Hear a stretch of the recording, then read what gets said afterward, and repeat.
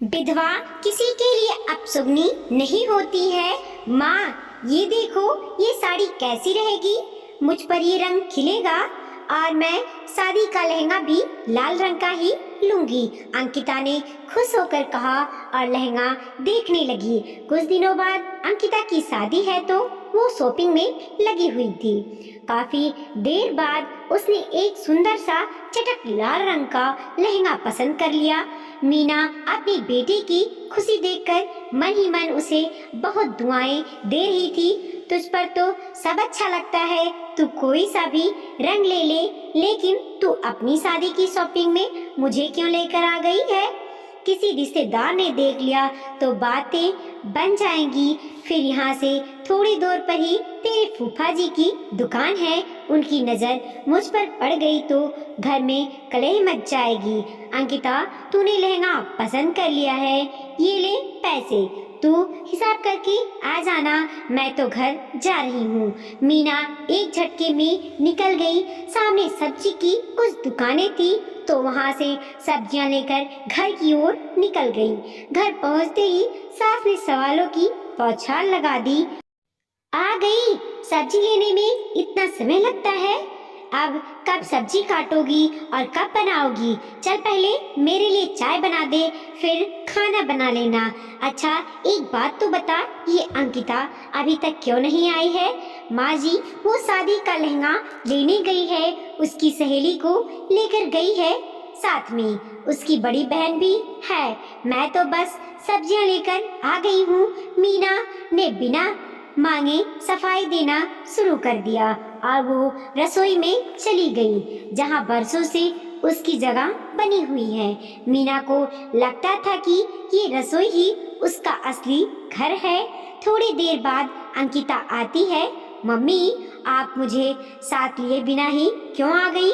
आपने लहंगा अच्छे से देखा भी नहीं और उसे छुआ भी नहीं। धीरे बोल, मीना ने उसे चुप कराते हुए कहा।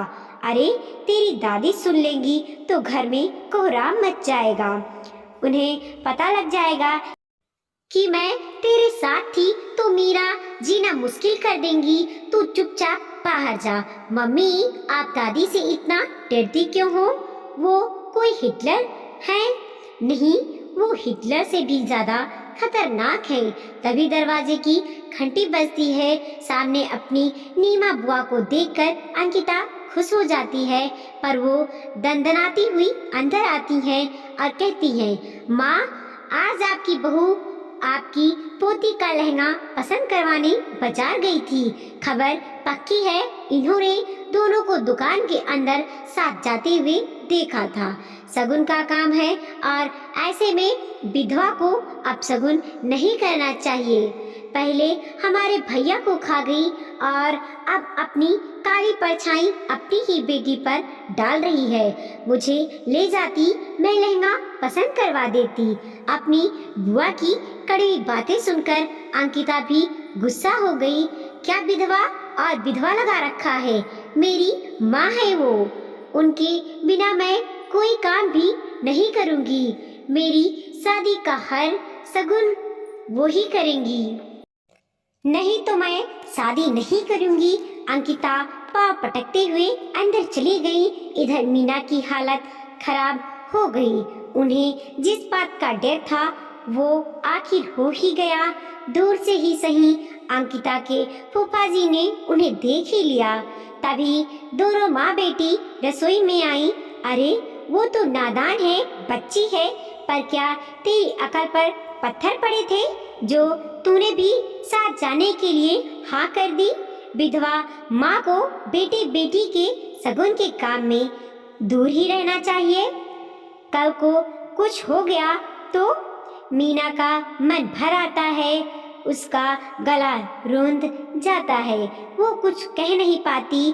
आखिर बरसों से यही सब तो सुनती रही है।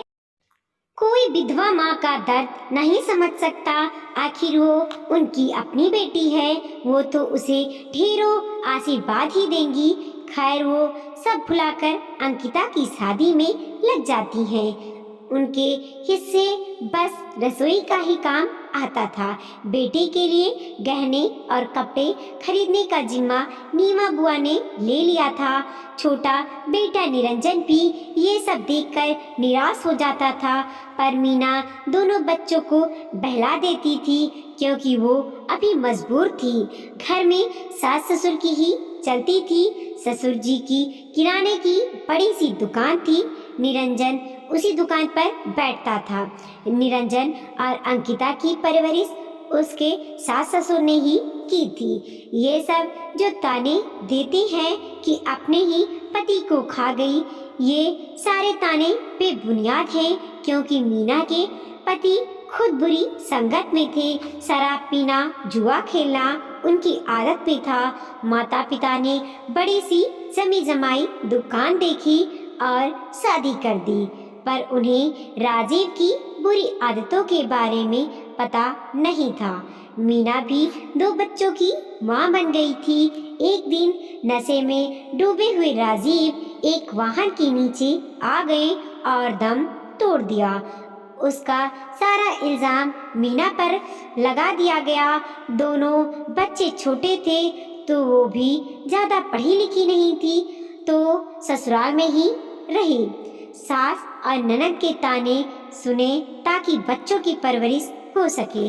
मायके के 2 शब्द सुनने से अच्छा है ससुराल के ताने सुन लो, ये सोचकर वो कभी मायके नहीं गई थी। सालों से घर संभाल रही हैं। अब बड़ी बेटी अंकिता की शादी तय हो गई थी, उसी की तैयारियां चल रही थी। एक दिन सभी लोग आंगन में बैठकर चाय पी रहे थे। सबके कपड़े आ चुके थे। तभी अंकिता ने भी पूछा, मम्मी तुम मेरी शादी के लिए शॉपिंग नहीं करोगी? मीना ने ये सुनकर छेप गई। उनकी सास बोली, इससे किसके लिए सजना है? ये तो विधवा है, कुछ भी पहन लेगी, फिर इसे कौन से नेक चार करने हैं।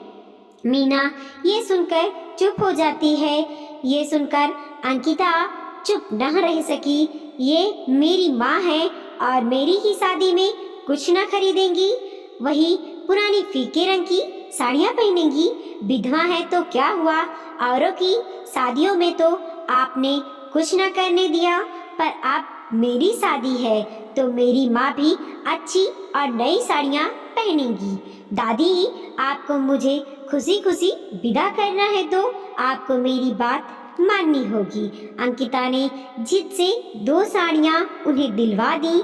जब बारात आई तो दूल्हे की आरती का समय आया तो अंकिता जिद पर अड़ गई कि मेरे होने वाले जीवन साथी की आरती मेरी मम्मी ही करेंगी, तभी मैं शादी करूंगी।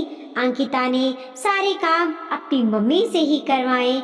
वो विधवा है तो क्या हुआ, आखिर मेरी माँ है और कोई माँ अपने बच्चों का कभी बुरा नहीं चाहती है। जाते वक्त भी वो मीना से बोलती है, बेटियां तो माँ की परछाई होती हैं, माँ के सारे गुण उनमें आ जाते हैं। माँ, मैंने आपसे बहुत कुछ सीखा, पर मैं आप जितना बर्दाश्त नहीं करूँगी, ये मुझसे नहीं होगा। अंकिता की विदाई हो गई। आज मीना टूट चुकी थी। उसके लिए लड़ने वाली, उस विधवा माँ का दर्द समझने वाली बेटी अब ससुराल जा चुकी थी। जब उनकी सास ताने देती थी तो अंकिता उसके खिलाफ खड़ी हो जाती थी। जब रिश्तेदार मीना के पहनने, ओढ़ने और हंसने पर सवाल खड़ा करते थे तो अंकिता सबका मुंह बंद कर देती थी। अंकिता के बिना खुद को वो काफी असहाय महसूस कर रही थी। मीना की वो ही दिनचर्या शुरू हो जाती है। ससुर जी को दुकान पर टिफिन बनाकर देना, सास की देखभाल करना, खाना, बर्तन और घर संभालना। अब उनकी सास निरंजन की शादी के लिए एक मचा देती हैं कि पोती को तो विदा कर दिया, अब पोता बहू लानी है। निरंजन के लिए देवकी को पसंद किया जाता है। देवकी भी पढ़ी लिखी और खुले विचारों की होती है। निरंजन और अंकिता दोनों मिलकर उसे घर के बड़ों के बारे में सब बता देती हैं। निरंजन की शादी में अंकिता भी तैयारी कराने आ जाती है। मम्मी, भाभी के लिए कपड़े लेने हैं, आप भी साथ चलो ना। मीना मना कर देती है, शगुन का काम है तो रहने दे। तेरी शादी में भी बड़ा बवाल मचा था, शांति से काम होने दे। तभी देवकी का फोन आता है, मम्मी जी आप भी साथ में आइएगा, आप आओगी मैं तभी कपड़े पसंद करूंगी। ये सुनकर मीना की सास का पारा चढ़ जाता है। आखिर तुम सबको क्या हो गया है? घर में बड़े बुजुर्ग की कोई इज्जत ही नहीं है, रीत रिवाज ही नहीं है। हमने कभी मीना को अच्छा खाना खाने और घर में रहने से मना किया है? विधवा बहू और उसके बच्चों को भी पाला है और ये आजकल के बच्चे हमें ही बुरा बताकर हमारे खिलाफ जा रहे हैं। सब अपनी मर्जी चला रहे हैं। पहले अंकिता थी और अब ये देवकी। अभी तो ये घर में आई भी नहीं है और भी से अपनी ही चलाने लगी है। ये लड़की इस घर में तो नहीं निभा सकेगी। आखिर बेटी को तो बर्दाश्त कर लिया, पर ऐसी बहू को बर्दाश्त नहीं करूंगी। अपनी सास की बात सुनकर आज मीना बिफर गई। माँ जी, मैंने बहुत बर्दाश्त कर लिया, पर अब और नहीं। जो बहू अभी तक आई भी नहीं, उसके लिए मैं इतना सब नहीं सुनूंगी। आखिर आप मुझे हर समय ताना क्यों देती रहती हैं और अब मेरी होने वाली बहू को भी दे रही हैं। मेरी क्या गलती थी? संगत आपके बेटे की बुरी थी। आपने शादी के समय कुछ बताया नहीं। उनकी गलती की वजह से, ज़्यादा शराब पीने की वजह से उनकी जान चली गई और आप कहते हो मैं अपने पति को खा गई हूँ। माँ जी, आप भी एक पत्नी हो, आपके साथ में सब होता है तो आप भी बर्दाश्त कर लेती। ये तो भाग्य है, मेरे भाग्य में पति का सुख इतना ही लिखा हुआ था। विधवा हुई तो इसमें मेरी क्या गलती है? हर सुहागन अपने पति की लंबी उम्र के लिए व्रत रखती है, अपने पति का भला चाहती है, फिर उसकी मौत के लिए उसे ही जिम्मेदार क्यों ठहराया जाता है? एक तो मैं विधवा हूँ, ऊपर से माँ हूँ। अपने बच्चे के लिए मैंने सब कुछ सहन किया। आप सबके ताने सहे, अपनी इच्छाओं को मारा, बस रसोई में कैद होकर रह गई। आप कभी मुझे किसी पारिवारिक समारोह में, शादी में नहीं ले गए। क्या विधवा को जीने का कोई अधिकार नहीं है? नए कपड़े पहनने और अच्छा खाना खाने और हंसने बोलने, बाहर घूमने फिरने का अधिकार नहीं है? अपनी ही बेटी की शादी में भला वो क्या अपशगुन कर देंगी?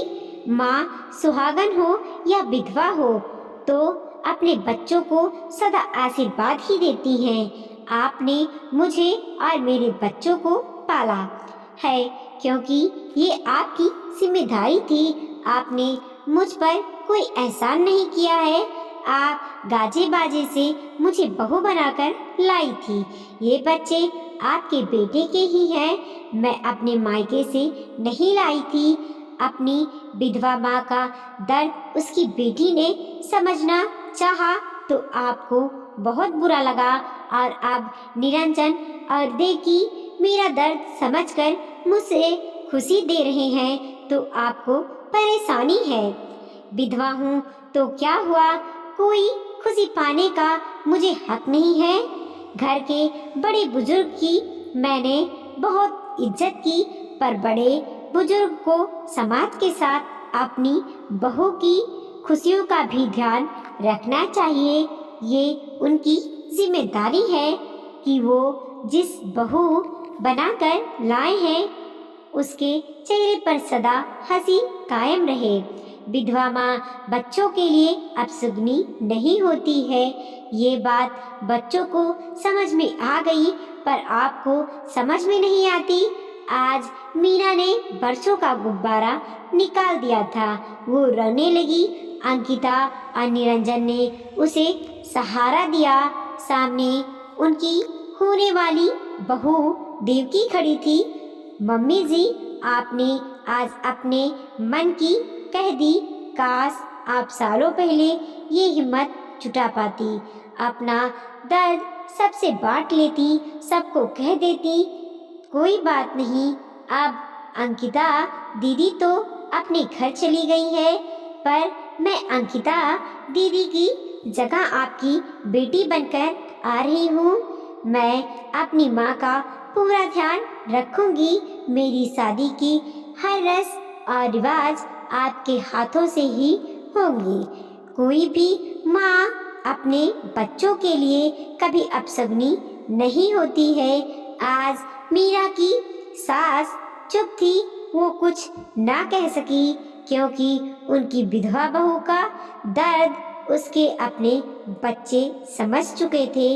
निरंजन के सिर पर सेहरा सजा वो दुल्हन बनकर देवकी को ब्याह ले आया था। जब देवकी घर की दहलीज पर खड़ी थी तो उसने जिद कर ली, मम्मी जी ही हम दोनों की आरती उतारेंगी, तभी मैं अपने ससुराल में कदम रखूंगी। पर आज मीना जरा भी नहीं घबराई। अपने बेटे बहू की आरती उतारी और देवकी अंदर आ गई। नीमा और मीना की सास का चेहरा उतर गया। दोस्तों, विधवा माँ का दर्द उसके ससुराल वाले कभी नहीं समझ सकते हैं। उसके अपने बच्चे ही सहारा होते हैं, जिनकी वजह से वो पति के बिना भी अपना जीवन गुजार देती है। विधवा किसी के लिए भी अपशगुनी नहीं होती है। वीडियो को लाइक कीजिए, कमेंट कीजिए और अपने दोस्तों के साथ ज़रूर शेयर कीजिए। चैनल पे नए हैं तो प्लीज़ सब्सक्राइब कीजिए और देखते रहिए मोटिवेशनल स्टोरी।